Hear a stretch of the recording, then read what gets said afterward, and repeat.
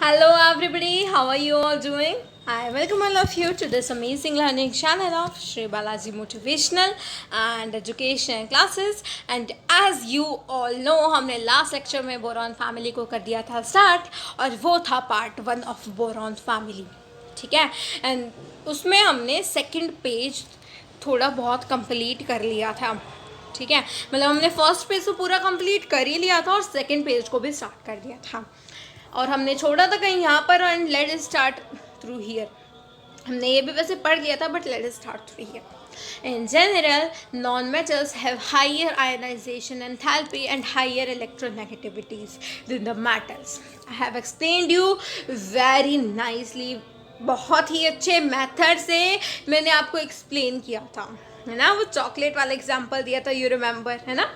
So hence in contrast into metals which readily forms cations, non-metals readily form anions. ठीक है. अब non-metals anions क्यों बनाते हैं? anions इसी वजह से तो बनाते हैं ना. हमने क्या किया था, देखो उन्होंने हमें ये बता दिया, क्वेश्चन एग्जामिनर ने हमें बता दिया कि नॉन मेटल्स की हाई तो क्या होती है, आयनाइजेशन एंथैल्पी, एंड हाई होती है इलेक्ट्रोनेगेटिविटी. तो इन दोनों के हाई होने की वजह से क्या होगा, वो एनायन की फॉर्मेशन करेंगे. और जो मेटल्स होते हैं उनके कंपैरिजन में ज़्यादा होती है. दैट इज़ वाई मेटल्स क्या करेंगे, कैटायन फॉर्मेशन करेंगे. मेटल्स क्या करते हैं, कैटायन फॉर्मेशन करते हैं बिकॉज उनकी इलेक्ट्रोनेगेटिविटी क्या होती है, लो होती है. ठीक है. वो शेयर्ड पेयर ऑफ इलेक्ट्रॉन को अट्रैक्ट करने के बजाय, देखो मेटल्स क्या होते हैं, दानी होते हैं. ठीक है. पूरे टेबल में सबसे बड़ा दानी होगा सीजियम. ठीक है, सीजियम एस ब्लॉक एलिमेंट्स का अल्कलीन मेटल्स लास्ट एलिमेंट. हलीना का रिबन किसने फाड़ा, किसने, दैट्स यस इट इज़. तो ये सबसे बड़ा दानी है गाइस, पूरी पीरियोडिक टेबल का सबसे बड़ा दानी है. सबसे ज़्यादा इलेक्ट्रॉन्स डोनेट करता है ये. और आपको पता है पूरे पीरियोडिक टेबल का सबसे बड़ा भिखारी कौन है, भिखारी. उस भिखारी के लिए मतलब कुछ भी हो जाए, कोई सी भी कंडीशन आ जाए, जैसे ऑक्सीडेशन स्टेट कहते हैं ना, ऑक्सीजन की पैराऑक्साइड में ये हो जाती है, सुपर ऑक्साइड में ये हो जाती है, सिंपल ये रहती है. उस कंडीशन में उसका कुछ भी हो जाए, मतलब उस वाले भिखारी का कुछ भी आ जाए, उसको कुछ नहीं बदलना है. उसको इलेक्ट्रॉन चाहिए तो चाहिए, वो बेचारा भिखारी है तो है. Can you tell me?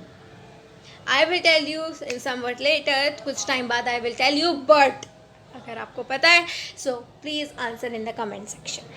Okay, now let's get started with the topic. Hence, in contrast to metals which readily form cations, non-metals readily form anhydrous. The compounds formed by highly reactive non-metals. देखो, अब मैं आपको एक चीज़ बता देती हूँ कि जो compounds highly reactive metals are generally, the compound formed by highly reactive non-metals with highly reactive metals are generally ionic. देखो क्यों होते हैं वो ionic. एक ये होगा highly reactive metal एंड एक मेरे पास है highly reactive non metal. I have, ये हो गया नॉन मेटल. ठीक है, इन दोनों ने कर लिया, मतलब ये दोनों बॉन्ड बना गए. कैसा बॉन्ड बनेगा गाइस, कैसा बॉन्ड बनेगा, यस एग्जैक्टली करेक्ट. बॉन्ड बनेगा आयनिक. आयनिक बॉन्ड की फॉर्मेशन होगी. क्यों होगी आयनिक बॉन्ड की फॉर्मेशन?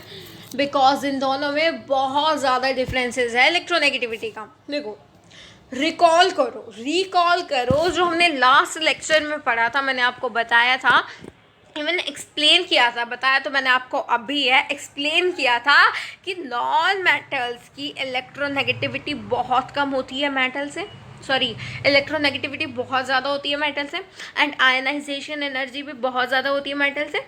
सो अगर मैं बात करूँ नॉन मेटल्स की और मेटल्स की, तो मैंने कहा है कि नॉन मेटल्स की बहुत कम होती है. यानी कि नॉन मेटल्स की 3 है तो इनकी क्या होगी, बहुत ज़्यादा होती है. तो मतलब नॉन मेटल्स की अगर 6 है तो मेटल्स की कितनी होगी, 3 होगी, कुछ इस तरीके से. तो फिर इनमें तो बहुत ज़्यादा डिफरेंस भी आ गया गाइस. जब इनकी ज़्यादा होती है, इनकी कम होती है, तो डेफिनेटली डिफरेंस तो आना है, ऑब्वियस सी बात है, डिफरेंस आएगा। उस लार्ज डिफरेंस की वजह से, देखो एक कहा है कि डिफरेंस ज़्यादा होता है, उस लार्ज डिफरेंस की वजह से, उस लार्ज डिफरेंस की वजह से क्या होता है, उनमें आयनिक बॉन्ड की फॉर्मेशन होती है। सो यहाँ से आप एक और बात पता कर सकते हो, अगर आपको नहीं पता थी अब तक, बट आपको पता तो होनी चाहिए थी ना, लेकिन अगर आपको नहीं पता तो I am telling you that ionic bond कब बनेगा, जब दो चीज़ों के बीच में क्या होगा, large difference in their electronegativities. Okay, done, clear till now? Okay, so उन दोनों के बीच में क्या होगा, ionic bond formation, highly reactive metal and highly reactive non metal के बीच में। Done, clear till here? Next, let's move on to next point. ठीक है, सो उस हाई, यू कैन से उस हाई डिफरेंस की वजह से क्या होती है, इलेक्ट्रोनेगेटिविटी, हाई डिफरेंस की वजह से वहाँ पर क्या होता है, आयनिक बॉन्ड फॉर्मेशन होता है। On the other hand, compound form between non metals themselves are largely covalent. अब ध्यान से सुनो मेरी बात। अब मैंने कह दिया कि नॉन मेटल को कंबाइन करना है। अब देखो, मेटल नॉन मेटल में तो एक दानी था, ये क्या था, दानी, इसको दान करना था, ठीक है भाई। ये था भिखारी, इसको भीख मांगनी थी, ठीक है भाई। भाई दोनों एक साथ आ गए, बढ़िया रिलेशन हो गया, बढ़िया बॉन्ड बन गया इनके बीच में। ओके, दानी मिल गया, भिखारी, दानी को भिखारी मिल गया, भिखारी को दानी मिल गया, मज़े आ गए। ओके, यहाँ पे बन गया बॉन्ड आयनिक, ठीक है। नेक्स्ट अब क्या हो रहा है यहाँ पर, ये भी भिखारी, ये भी भिखारी, नॉन मेटल, ये भी भिखारी और ये भी भिखारी, दोनों भिखारी हो गए। अब भिखारी का क्या होगा, इन दोनों को खाना है खाना, ठीक है। ओके, तो नॉन मेटल को भी इलेक्ट्रॉन चाहिए, नॉन मेटल दोनों को इलेक्ट्रॉन चाहिए, यानी कि अब ये दोनों है, लेट्स सपोज, ठीक है। एंड इनको छोड़ते हैं हम, दो बच्चों को ले लेते हैं। अगैन द सेम एग्जाम्पल, एक चॉकलेट है, दोनों को चाहिए, तो यहाँ पर क्या होगा, मैं इस वाले बच्चे को दे दूँ या फिर इस वाले बच्चे को दे दूँ, I can do like that. भाई मैं बुरा नहीं कर सकती, एक बच्चे को दे दिया, एक बच्चे को नहीं दिया, एक बच्चे को दे दिया, एक बच्चे को नहीं दिया, तो बॉन्ड भी नहीं बनेगा उनके बीच में, झगड़ा होएगा, है ना। हमें झगड़े नहीं कराना, we have to form bond, हमें बॉन्ड बनाना है इन दोनों के बीच में। So what will we do, यहाँ पर हम क्या करेंगे, फॉर्मूला लगाएंगे, शेयरिंग इज केयरिंग, शेयर करेंगे। यानी कि अगर मेरे पास चॉकलेट में 6 pieces है, तो I will give 3 pieces to this and 3 pieces to this, so that दोनों सेटिस्फाइड रहे और दोनों में बढ़िया बॉन्ड फॉर्मेशन और दोनों में शेयरिंग हो जाए। तो शेयरिंग वाले बॉन्ड को क्या कहते हैं, ऐसा ही नॉन मेटल्स के साथ होगा। एंड शेयरिंग वाले बॉन्ड को क्या कहते हैं, इफ़ यू रिमेंबर, शेयरिंग वाले बॉन्ड को जो शेयरिंग से बनता है, that bond is known as what, covalent bond. Okay, that bond is known as covalent bond. Now, the time to give answer of that particular question that I have asked you, but many of you don't answer. Okay, हो सकता है आप में से किसी को पता भी ना हो और जिसको पता होगा, आई होप आपने आंसर कर दिया होगा। तो आंसर इज फ्लोरीन। यहाँ पर मैंने बड़ा बड़ा लिख दिया आपके लिए answer, the answer is fluorine, ठीक है। सो गाइस, ये पूरी टेबल का सबसे बड़ा भिखारी है, यानी कि इसको कहीं से भी इलेक्ट्रॉन मिलेगा तो ये वहीं से इलेक्ट्रॉन एक्सेप्ट करेगा।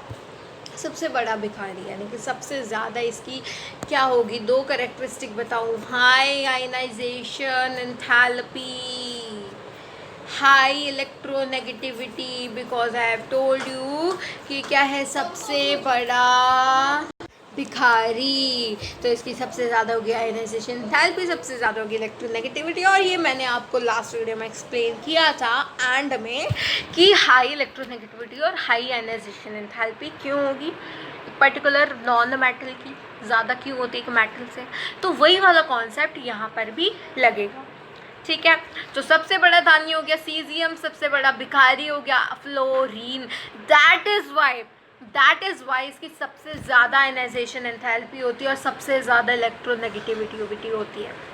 एक और चीज़ अगर मैं आपको लास्ट क्लास से बताऊं, यानी कि 11th क्लास से बताऊं, सो दैट इज़ कि हमने ना 11th में एक और चीज़ अंडरस्टैंड करी थी, इलेक्ट्रोनेगेटिविटी, यानी कि 3rd चैप्टर में, जो कि मैं अभी आपको बताने जा रही हूँ। इलेक्ट्रोनेगेटिविटी ऑर्डर, ये क्या है FON का इलेक्ट्रोनेगेटिविटी ऑर्डर। तो यहाँ पर I want to tell you the electronegativity order, this is electronegativity order. And electronegativity of order सबसे ज़्यादा होता है fluorine, then is oxygen, then in nitrogen.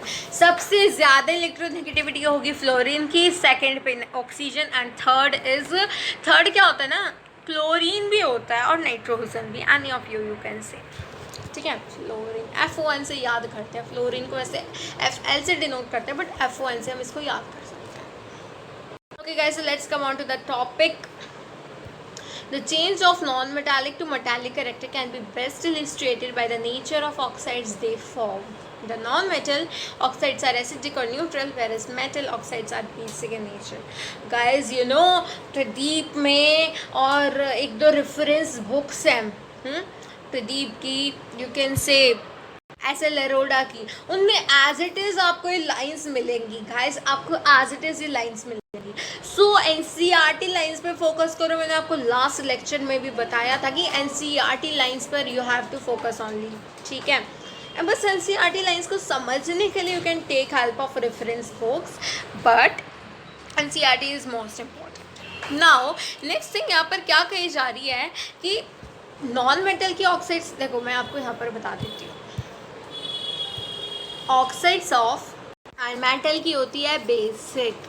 ठीक है, तो oxides of non metals acidic और न्यूट्रल, मेटल की एम्फोटेरिक, एंड मेटल की basic. You can even learn these. और यहाँ से ना मैं आपको बताना चाहती हूँ एक और बात।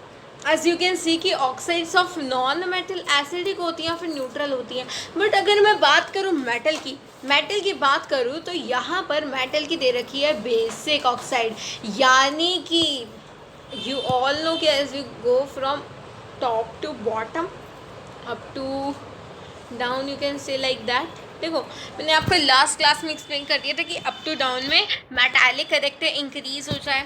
मेटालिक करेक्टर इंक्रीज क्यों होता है अप टू डाउन में? बिकॉज मेटालिक करेक्टर का मतलब होता है tendency to lose electron, so ionization enthalpy नीचे की तरफ डिक्रीज होती है। ओके, ठीक है, दैट इज़ वाई क्या होता है, मेटालिक करेक्टर इंक्रीज होता है। और अब मैं बात करूँ ऑक्साइड्स की, सो बेसिक ऑक्साइड्स का यहाँ पर नेचर नीचे ज़्यादा देखने को मिलता है, दैट इंक्रीजेस। ठीक है, और अगर मैं ऐसे देखूँ और ऐसे देखूँ, ठीक है, सो यहाँ पर मेटल बनाने की टेंडेंसी क्या करती है, यहाँ पर ना आयनाइजेशन एंथैल्पी क्या करती है, इंक्रीज़ करती है। आयनाइजेशन एंथैल्पी क्या करती है, इंक्रीज़ करती है। तो यहाँ पर बेसिक का काम क्या हो जाएगा, डिक्रीज़ हो जाएगा, बेसिक नेचर शो करना। और यहाँ पर क्या करती है, आयनाइजेशन एंथैल्पी डिक्रीज़ करती है, तो बेसिक का काम इंक्रीज़ हो जाएगा। सो ये हो गया बेसिक का ऑर्डर। अगर मैं एसिडिक की बात करूँ तो एसिडिक अलॉन्ग द पीरियड क्या होगा, इंक्रीज़ होगा, एंड अलॉन्ग द ग्रुप क्या होगा, डिक्रीज होगा। Okay guys, thumbs up till now. अगर आप सबको क्लियर है तो हिट द लाइक बटन। अगर आपको अब तक सारा क्लियर है तो hit the like button, don't forget to hit that. Okay, so now let's come on here. The change of non-metallic to metallic character can be best illustrated by the nature of oxides they form. The non-metal oxides are acidic or neutral, whereas metal oxides are basic in nature. I have told you this much. Okay, next क्या बता रहा है, the first member of P block differs from the remaining members of the corresponding group in two major respects. देखो ये मैंने आपको last class में explain किया था, ये मैंने आपको बताया था ना कि फर्स्ट मेंबर को कुछ ज़्यादा फोकस मिल ही जाता है ड्यू टू सम सर्कमस्टांसेस, किसी रीज़न की वजह से उनको मिल ही जाता है। और क्या रीजंस होता है वो भी मैंने आपको बताया था, absence of D orbitals, remember absence of D orbitals, वो अभी हम यहाँ पर डिस्कस करेंगे। Okay, first is the size and all other properties. मैंने आपको साइज का भी बताया था, रिमेंबर? साइज सबसे छोटा होता है सबसे ऊपर वाले का, और फिर जैसे ही हम नीचे जाते हैं साइज डिक्रीज करता है। वही बात वो यहाँ पर कहना चाह रहा है कि साइज भी मैटर करता है। First is the size and all other properties which depends on size. This is your duty to tell me the properties that depends on size because I have told you this much in the last lecture. ठीक है, जल्दी से comment करके बता दो कि वो कौन कौन सी प्रॉपर्टीज़ होती हैं जो कि साइज़ पर डिपेंड करती हैं, और अब के बार इसका answer I will not give you. ठीक है, मैं एक छोटी सी हिंट देती हूँ। साइज़ पर डिपेंड वो प्रॉपर्टीज़ करती हैं जिनका मतलब, जैसे हम एग्जाम्पल समझते हैं तो साइज़ का जिसमें हम एग्जाम्पल लेते हैं, जैसे कि आयनाइजेशन, एंथैल्पी, और बाकी आप बताओगे मुझे। Okay, so first is the size and all other properties which depends on size. The lightest p block elements show the same kind of difference as the lightest s block element, lithium and beryllium. Okay, the second important difference which applies only to the p block elements, only to the p block elements, क्योंकि s block में तो किसी type का d block होगा ही नहीं ना, क्योंकि वहाँ तो वैलेंस शेल ही s ब्लॉक है। सो उसके इनर कोर में भी कोई डिफरेंस नहीं होगा। इनर कोर वाली बात मैंने आपको लास्ट लेक्चर में अच्छे से समझाई थी। देखो पहले ना फटाफट से लास्ट लेक्चर देख के आओ जिसने नहीं देख रखा, बिकॉज यहाँ पे सारी चीज़ें क्या होंगी ना लास्ट लेक्चर के इंटर रिलेटेड होंगी। आपको ये बात समझ आने वाली अच्छी तरीके से नहीं है अगर आपने लास्ट लेक्चर नहीं देखा तो। ठीक है, so the second most important difference which applies to only p block arises from the effect of d orbitals in the valence shell of heavier elements starting from the third period onwards. and देखो बच्चों, अगर आपको एक concept समझ नहीं आ रहा ना, so please go to inert pair effect वाली video. I am saying you again and again because it's important for you only. Okay, because I'm not going to explain it again. I have explained already in that video. Link आपको description box में मिल जाएगा और आपको playlist में भी मिल जाएगा। The second important difference only to P block is, देखो starting from third period onwards, third period आगे से ही क्यों होता है ये D ब्लॉक वाला फंडा शुरू, क्योंकि आप सबको पता है थर्ड पीरियड के बाद ही आता है, क्योंकि 1s 2s 2p and 3s में ही तो थर्ड वाले में ही तो d इलेक्ट्रॉन्स की एंट्री होती है। That is why third period onwards. Okay, and there lack in second period elements. The second period elements of p block starting from boron are restricted to a maximum covalence of 4.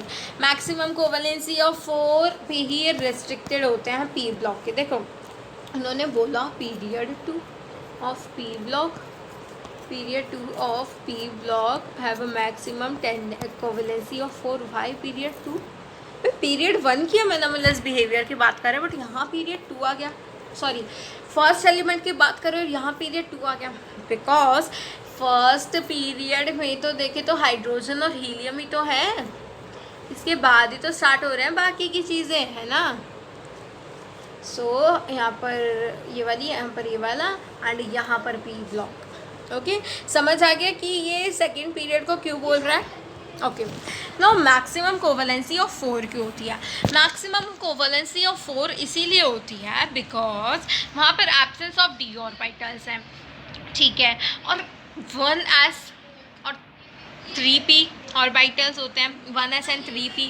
So 1s and 3p में से अगर हम एक में, जैसे कि 2 electrons max to max accommodate हो सकते हैं, अगर मैं एक में एक इलेक्ट्रॉन फिल कर देती हूँ और एक कर देती हूँ मैं वैसे ऑक्यूपाई करने के लिए, तो कितने बचेंगे? 4, ठीक है, 1s का और 3p के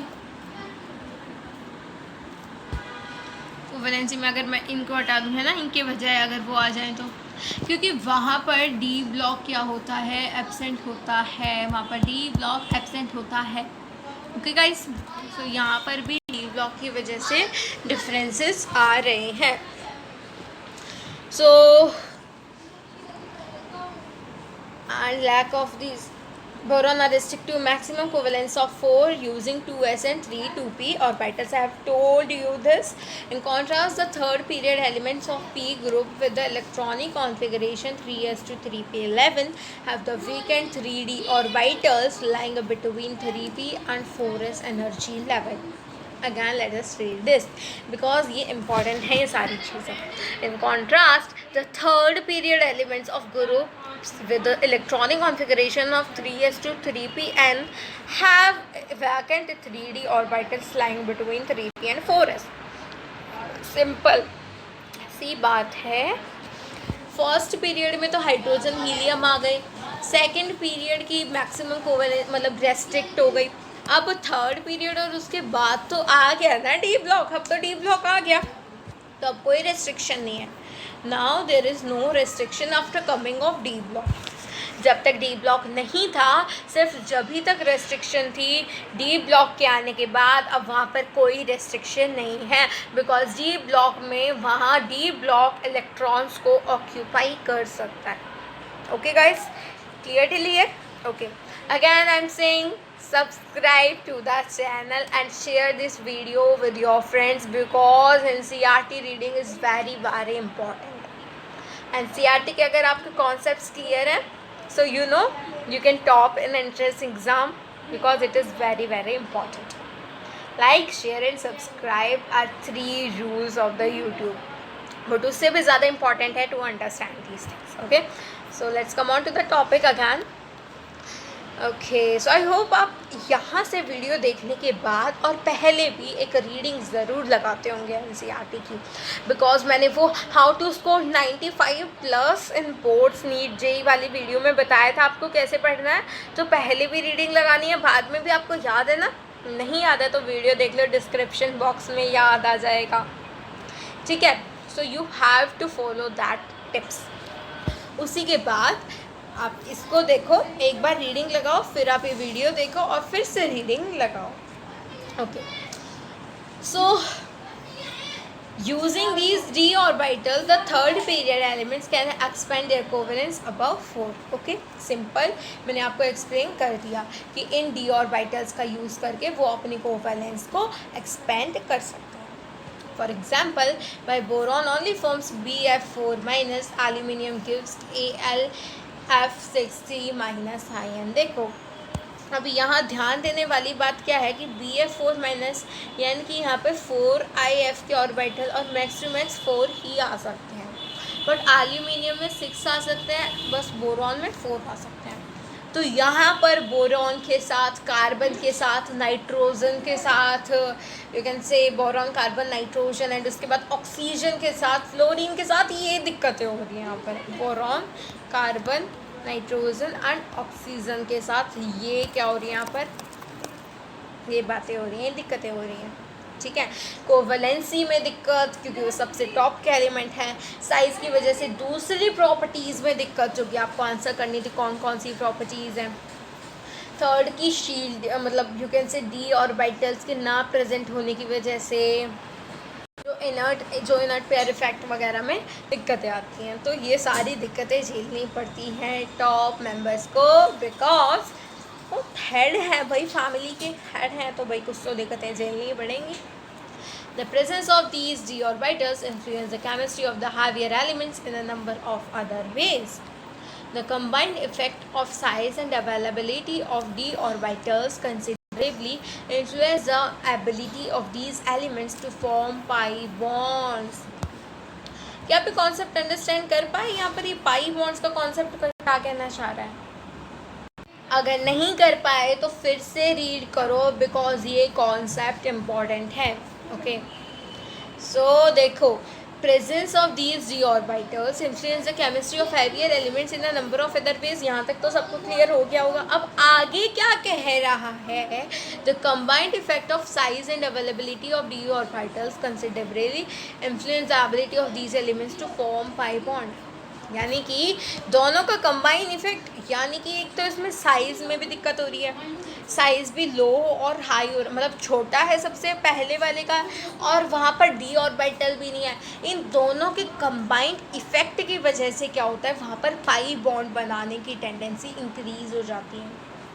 देखो, अगर मैं आपको बताऊं पाई बॉन्ड्स में, तो लॉन पेयर वगैरह के जो सारे बॉन्ड्स होते हैं ना, पाई बॉन्ड्स की अगर मैं बात करूं, तो ये छोटे जो एलिमेंट्स होते हैं ना, वो पाई बॉन्ड में ज़्यादा स्टेबल रह सकते हैं। क्योंकि आप खुद सोचो, एक तो आपका घर यहाँ पर है, ये आपका घर है, और ये आपके फ्रेंड का घर है, बिल्कुल यहाँ पर ऐसे, ठीक है। सो यहाँ आप खेल सकते हो बैडमिंटन, ये छत है, मतलब ये दीवार है दोनों के घरों के बीच में, and you can play badminton easily here. यहाँ पर आप आसानी से बैडमिंटन खेल सकते हो अपने फ्रेंड के साथ, ठीक है। ये क्या हो गया पाई बॉन्ड। पाई बॉन्ड में कैसी ओवरलैपिंग होती है, ऐसी ओवरलैपिंग होती है, जहाँ पर साइड ओवरलैपिंग होती है, यहाँ से यहाँ पर और यहाँ से यहाँ पर साइड वे ओवरलैपिंग। बल्कि सिग्मा बॉन्ड में ऐसी ओवरलैपिंग होती है, if you remember of 11th class, which is very very important, है ना। सो पाई बॉन्ड में ऐसी बॉन्डिंग होती है, जिसकी वजह से जो पास वाले यानी कि छोटे एलिमेंट्स होते हैं वो आसानी से स्टेबल रहते हैं, ठीक है। मैंने अभी बताया आप यहाँ से आसानी से खेल सकते हो। बल्कि एक आपका घर यहाँ पे, एक 2-3 घर छोड़ के आपके फ्रेंड का घर है, तो क्या आप आसानी से बैडमिंटन खेल सकते हो? Never, you can not. नहीं खेल सकते ना इतनी दूर से आप।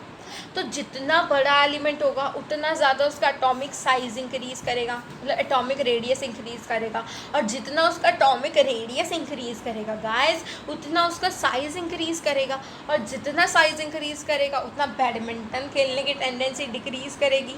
जो हमने तो बैडमिंटन वाला एग्जाम्पल लिया है ना, सो उतना बैडमिंटन खेलने की टेंडेंसी डिक्रीज़ करेगी, और जितनी बैडमिंटन खेलने की टेंडेंसी डिक्रीज़ करेगी, मतलब पाई बॉन्ड बनाने की टेंडेंसी डिक्रीज़ करेगी।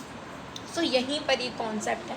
The first member of group differs from heavier elements in ability to form p pi bonds also.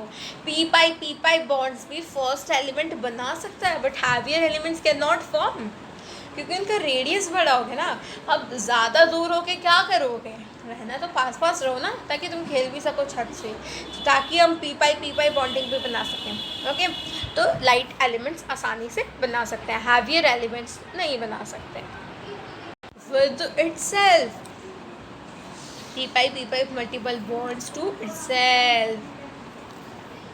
देखो ये इंपॉर्टेंट लाइन है, p pi bonds to itself. जैसे कि एग्जांपल में ले लिया carbon double form, carbon double bond, carbon triple bond. देखो ध्यान से देखो, यहाँ पर ध्यान लगाओ वहाँ पर। तो कार्बन डबल बॉन्ड में एक सिग्मा है, 1 पाई है। कार्बन ट्रिपल में एक सिग्मा है, 2 पाई है। तो यहाँ पर वो अपने आप के साथ भी क्या करते हैं, पी पाई बॉन्डिंग बना सकते हैं। ओके, ठीक है। और एन ट्रिपल एन का एग्जाम्पल भी दे रखा है, to other second row elements के साथ भी वो बना सकते हैं। देखो एन ट्रिपल एन का एग्जाम्पल दे रखा है, सी डबल ओ का, सी डबल एन का, कार्बन ट्रिपल बॉन्ड एन का, एन डबल बॉन्ड ओ का। ये आपको एग्जाम्पल्स दे रखे हैं। मैंने कॉन्सेप्ट आपको समझा था, एग्जाम्पल्स आपको क्या करना है, एक तरह से अंडरस्टैंड करना है, समझना है, याद करना है। क्या कॉन्सेप्ट है, सिर्फ इतना कॉन्सेप्ट है कि वो P pi bonding, multiple bonding बना सकते हैं। तो वो अपने साथ बनाते हैं या फिर सेकंड रो के एलिमेंट्स के साथ बनाते हैं, simple. This type of pi bonding is not particularly strong for heavier P block elements. मैंने आपको बता दिया कि इस टाइप की multiple P pi bonding heavier elements के लिए स्ट्रॉन्ग क्यों नहीं होती, क्योंकि हैवियर एलिमेंट्स का एटॉमिक रेडियस ज़्यादा हो जाता है, साइज़ ज़्यादा हो जाता है, तो वो बैडमिंटन आसानी से नहीं खेल पाते, ठीक है। तो वो पी पाई ऐसे वाली साइड वे ओवरलैपिंग आसानी से नहीं कर पाते। क्योंकि देखो साइंस के हिसाब से अगर हम सीखें, तो साइंस के हिसाब से क्या होगा कि जितना ज़्यादा यहाँ पर क्या हो रहा है, जितना ज़्यादा इलेक्ट्रॉन, मतलब एटम का साइज़ छोटा है, उतना ही पास में रह रहे हैं। बट इलेक्ट्रॉन का साइज़ बड़ा हो गया, उतने दूर होने की वजह से बॉन्ड वीकन हो जाता है, सिंपल। अब जैसे इनका एग्जांपल हो तो ये छोटे हैं, मतलब एलिमेंट छोटा है तो यहाँ पे है, ठीक है, ऐसे हैं। अब दूर होते देखो, आप खुद सोचो, तो दूर जितना होंगे उतना उनकी बॉन्ड मेकिंग टेंडेंसी डिक्रीज़ होनी है ना।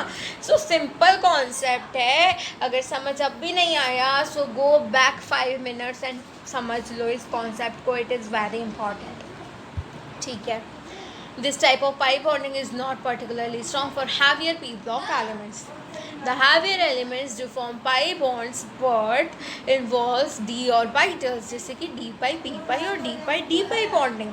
देखो हैवियर एलिमेंट्स ऐसा नहीं है कि वो पाई बॉन्डिंग नहीं बनाते, वो बनाते हैं, मतलब वहाँ पर स्टेबिलिटी कम है बट वो बनाते हैं और बना सकते हैं, बट वो पी पाई नहीं बनाते, वो पी पाई डी पाई या फिर डी पाई बनाते हैं, वहाँ पर डी ऑर्बिटल यूज होता है.